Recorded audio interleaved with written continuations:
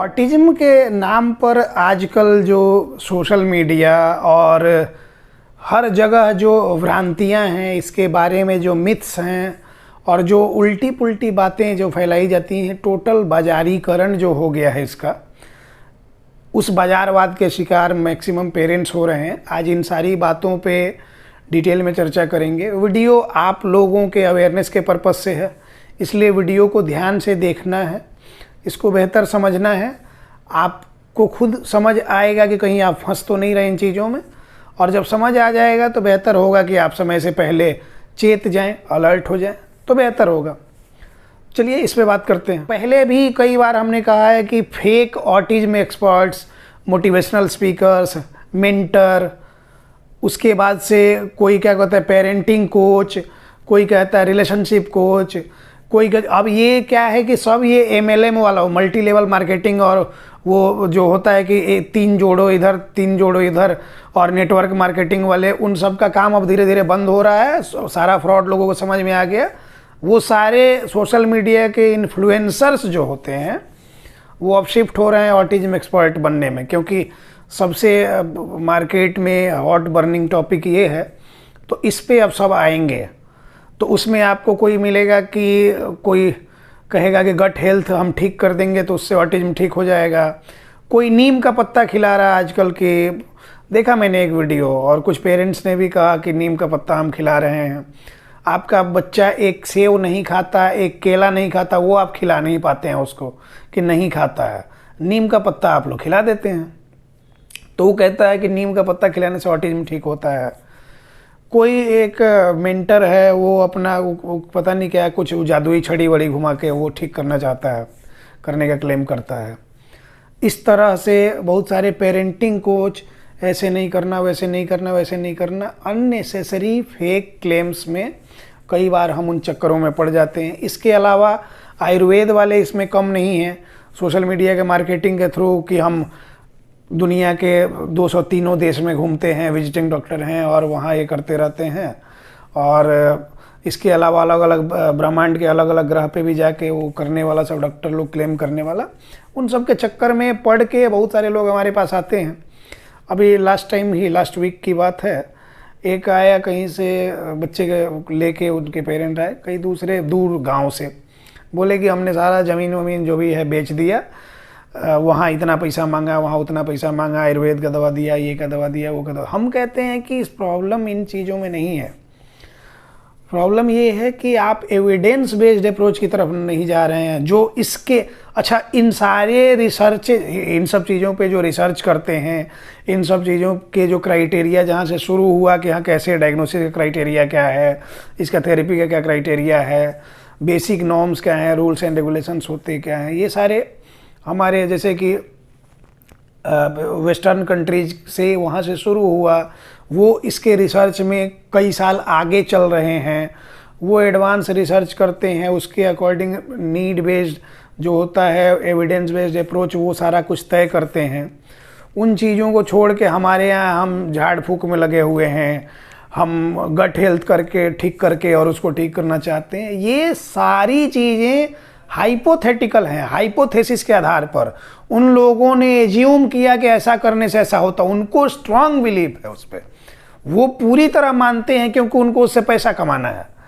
लेकिन आपका डिसबिलीफ होना चाहिए ना, आपको इसमें आपको भरोसा इसमें नहीं होना चाहिए। क्योंकि अब जैसे एक उदाहरण के लिए, गाँव में 10 साल 15 साल पहले तक गांव में जब रहते थे हम लोग, तो किसी को कुत्ता काट लिया तो उसको कहता था कि 7 इनार मतलब कुआं जो होता है, कि 7 इनार में जाके इसको झकवाओ, उससे ठीक हो जाएगा। कुत्ता काट लिया, अगर रेबीज ये हो गया तो फिर क्या होगा? तो 7 कुआं झांकने से उसका इलाज कैसे हुआ?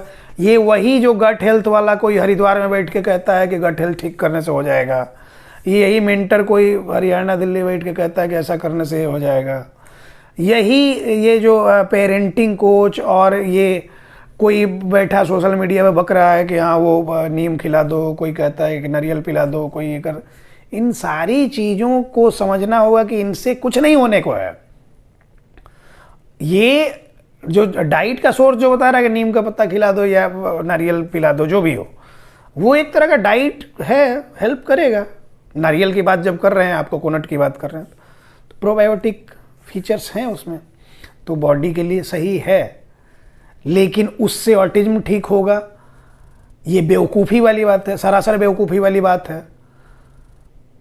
अगर ऐसा कुछ है तो फिर उन लोग अभी अब ये भी देखिए कि जिनका इस फील्ड से कोई कनेक्शन नहीं है, वो भी आके इसमें डाइट बता के आपको चल जा रहे हैं, और आप परेशान हैं तो आप सारी चीज़ें फॉलो करते हैं, जो हाँ से जो सुन लिया वही उठा लाए।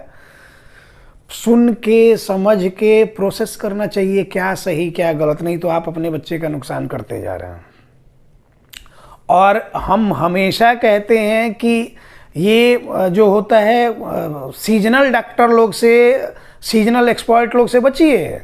बरसात का सीजन आएगा तो क्या होगा कि फ्लू पे वो नीम का पत्ता और अदरक चबवाने लग जाएगा। फिर उसके बाद ठंडा का सीजन आएगा तो कफ कोल्ड कैसे ख़त्म करना है उसमें नीम घोटाने लग जाएगा। इन सब चीज़ों से बचिए। ये सीजनल ये हैं, जो जिस चीज़ का सीजन ज़्यादा चलेगा उसी में वो एडवाइस देने लग जाएंगे। कुछ दिन बाद इनको इसमें, इस फील्ड में जब इनका सारा कुछ ये हो जाएगा, हम तो बार बार एक्सपोज करेंगे ही करेंगे। कुछ दिन बाद इधर दुकान बंद होगी, फिर वो रिलेशनशिप कोच बन जाएगा, लोग कहेगा कि ये खाने से रिलेशनशिप टूटेगा नहीं। तो इन सब चीज़ों से बचना है। बच्चे का फ्यूचर किसी के भी हाथ में नहीं दे देना है, इस बात का ध्यान। यूपी से अभी 2 सप्ताह हुआ एक बच्चा जुड़ा, पिता टीचर हैं उसके, और बोले कि लास्ट 2-2.5 साल 3 साल से सर हम बस कहाँ नहीं लेके गए, भारत भर के हर डॉक्टर के पास लेके गए, उसके में दुनिया का कोई टेस्ट ऐसा नहीं है जो नहीं कराया गया, और अननेसेसरली सिर्फ इसलिए कराया गया कि पता ही है उधर से जितना टेस्ट कराएगा उतना वो डॉक्टर को जाएगा। गलती इनकी भी है कि बच्चे का केस है, कहाँ लेके जाना चाहिए, नहीं ये किसी न्यूरो सर्जन को पकड़ लेंगे, किसी न्यूरो फिजिशियन को पकड़ लेंगे, क्या करेगा, उसका तो वही क्राइटेरिया है, वो तो बना बनाया उसका रूल है, उसी के हिसाब से जाना है। इन लोग को एक्स्ट्रा दिमाग लगाने की जरूरत ही नहीं, उनका तो बना बनाया है, तो आप जाएंगे फंसेंगे। तो फिर उसके बाद बता रहे थे कि बच्चे की मदर काफ़ी हद तक स्ट्रेस और डिप्रेशन में चली गई कि अब इसका कुछ नहीं होगा, सारा जो अपने एंड से करना था सारा उन लोग कर लिए, फिर भी कुछ नहीं हुआ। बच्चा जब हमने देखा, इधर उसका ऑब्जर्वेशन कंप्लीट हुआ, अब हमने देखा कि वो सीवियरिटी उसकी बढ़ गई। इनिशियली सेंसरी प्रोसेसिंग डिसऑर्डर का जब ये था, तब उस पर जो काम होना चाहिए था वो काम नहीं हुआ। वो दवाओं के चक्कर में और डॉक्टर के चक्कर में और जांच के चक्कर में भागते रहे और कुछ नहीं हुआ। फिर उसके बाद मेंटर है, मेंटर के चक्कर में, और मेंटर ने जादू की छड़ी घुमाते घुमाते साल भर और खींच दिया। तो इसीलिए कहते हैं कि ऐसे ऐसे लोगों से बचने की ज़रूरत है। हर सप्ताह में 10-15 नए लोग जुड़ते हैं ऑनलाइन के थ्रू, सिर्फ अलग अलग स्टेट से, अलग अलग कंट्री से। सबका एक ही तरह का ये है, ओवरव्यू है, एक ही तरह का उनका फीडबैक है कि वहाँ गए तो उसने कहा कि मल्टीपल थेरेपी, 4 थेरेपी कराइए, ये भी कराइए, ये भी कराइए, ये भी कराइए, ये भी कराइए, उसके बाद ये दवा दीजिए, ये जांच कराइए। वो ये सारी बातें जो हैं वो सिर्फ एक लूप में फंसाया जा रहा है। आप वहीं से घूम के वहीं आ रहे हैं, वहीं से घूम के वहीं आ रहे हैं, आप कहीं से निकल ही नहीं, एक लूप में फंस जा रहे हैं। तो इस कंडीशन में मैंने क्या कहा कि उनका तो क्राइटेरिया सेट है, आप आएंगे पैसा देंगे, जांच से इतना पैसा आएगा, दवाई से इतना पैसा आएगा, हर जगह से कमीशन खोरी का ये है, मिल गया, खुश है। और ये यूट्यूब पे जो ये तांत्रिक लोग जो अपना बेच रहा है ऑटिज्म के नाम पे, नीम का पत्ता और वो और मेंटर, इन लोग की तो बात ही अलग है। इन लोग तो अपना बस आ रहा है कि वीडियो बना रहा है, 2-4 ग्राहक फंस गया। वो नहीं होता है कि मछली ऐसा तालाब में ऐसे बंसी डाल के रखा, आई दाना खाई खींच दिया, जो फंस गए फंस गए। तो ये वाली बात है। हम वही कहते हैं कि ऐसे मौसम वैज्ञानिक, ऐसे मौसमी एक्सपर्ट, सीजनल एक्सपर्ट जो होते हैं ऑटिज्म के, इन सारे लोगों से बचने की ज़रूरत है। कैसे बचेंगे थोड़ा वो समझा दें। अवेयरनेस से। अवेयरनेस क्या कि जब आपको कोई गोल गोल बात को घुमाए, बिना एविडेंशियल प्रूफ के अननेसेसरी बातों में फंसा के रखे, तो आपको वहाँ समझ आना चाहिए। तो 2-4 जेन्युइन सवाल कीजिए कि तुम कैसे ये कह सकते हो। जैसे कि मैक्सिमम ये में जो इतने ये यूट्यूब के एक्सपर्ट्स हैं, ये प्रिस्क्रिप्शन नहीं देते, सिर्फ मुँह ज़बानी कहते हैं कि इसको ये है, ठीक है, कैसे तुमको कैसे पता है, ये सवाल होना चाहिए। दूसरी बात ये कि क्या हमारा फर्स्ट लाइन ऑफ ट्रीटमेंट क्या होगा, कैसे कैसे हम बढ़ेंगे, रिहैबिलिटेशन में तुम कैसे हेल्प करोगे, ये सवाल होना चाहिए।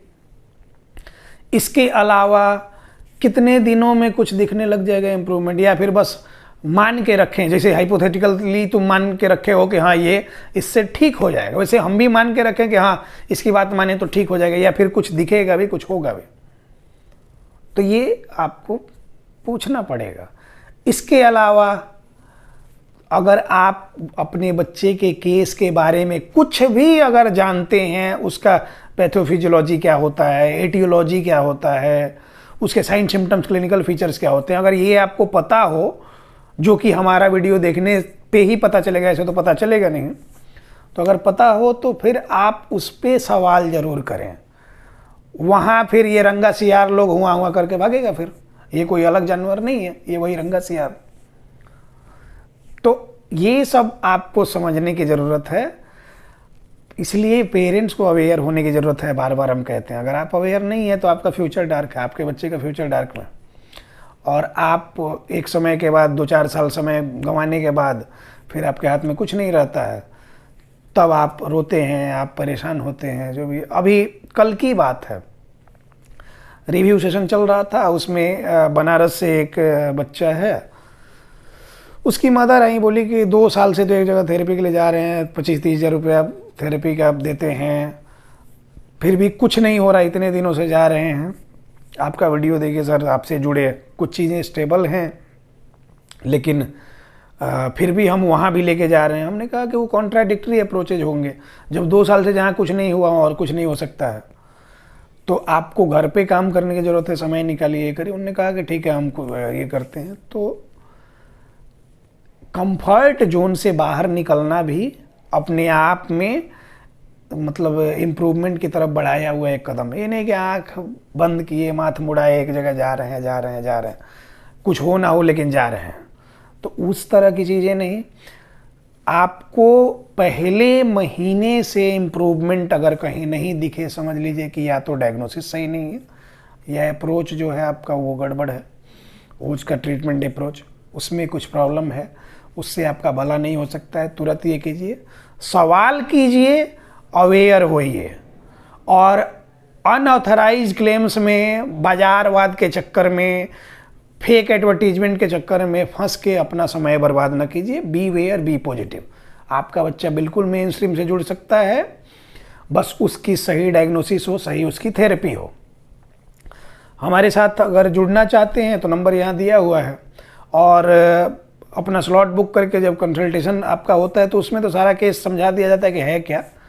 पहले महीने से इम्प्रूवमेंट की गारंटी होती है, क्योंकि हमें पता है कि हमारा अप्रोच एविडेंस बेस्ड अप्रोच, हम हाइपोथेटिकल सिचुएशन पे नहीं ये होते हैं कि जब चंद्रमा और कौन सा तारा, ध्रुव तारा एक दिशा में आएगा, उसको देखने से बच्चा ठीक होगा, ऐसा कुछ नहीं करते हैं। उसके बाद कौन सी दिशा में खड़ा होकर जल डालने से ये हो जाएगा, ये भी नहीं करते हैं। उस चीज़ का अपना महत्व होता होगा, लेकिन इसमें वो काम नहीं करेगा। सब चीज़ का महत्व अपना अलग है। इन सारी बातों में कुछ मौलवी लोग का झाड़ फूंक, तांत्रिक लोग का, उन लोग से मंत्र वंत्र, एक वो धाम वाले बागेश्वर धाम वाले बाबा, आजकल 2-4 लोग तो कहे कि हम वहाँ गए तो 55,000 या 60,000 का हवन करवाया, और कि जाओ ये करो ठीक हो जाएगा, ऐसा होगा वगैरह। सब चीज़ की महत्ता, इम्पोर्टेंस अपनी अपनी है। इन सब चीज़ों में हम कुछ नहीं कहेंगे। जिनको जिसमें आस्था है, अंधविश्वास नहीं होना चाहिए, ये बात समझिए। और अगर सीखना ही है इन सारी चीज़ों, तो प्रेमानंद बाबा हैं, वो जो वृंदावन वाले, देखिए वो कितना बढ़िया बताते हैं कि लोग कहते हैं कि हमको दर्द है, आशीर्वाद दे दीजिए ठीक है। बोले कि हमको खुद मेरा किडनी फेल है, 20 साल से 18 साल से वो डायलिसिस पे हैं, लेकिन हम तो अपना नहीं ठीक कर पाए। तो मेडिकल की नीड जहाँ है वहाँ मेडिकल में, जहाँ पे इन चीज़ों से आस्था से हो सकता है वो आस्था, सब चीज़ अपनी, लेकिन एविडेंस बेस्ड अप्रोच पे ध्यान दें।